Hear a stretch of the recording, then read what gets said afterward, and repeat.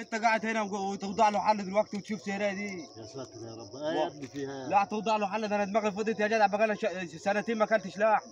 لحمة ايش؟ انا لازم اجيب كيلو لحمه دلوقتي. هتجيبه منين انت واللي ما معاش فلوس؟ انا هنط في خيالي انا لا طلع اللي معاك، يا تجيب كيلو لحمه يا مفضها الليل. اما انا هو القرشين اللي كانوا معايا من 10 ايام ما فيش حاجه فاضي. يا راجل دماغي فضيت بقول.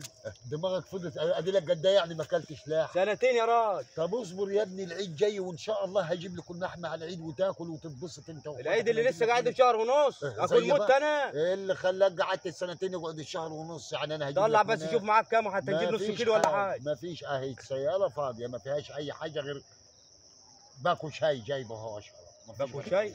حتى مش لاقي سكر يجي. طب انا اعمل ايش يعني دلوقتي فيك دلوقتي؟ هتعمل ايه يعني؟ يعني افض على خبرك عشان تستريح؟ هتفض على خبر ابوك عشان اللحمه؟ ما انت هتموتني اهو. هموتك. ما انا هموت من قله اللحم.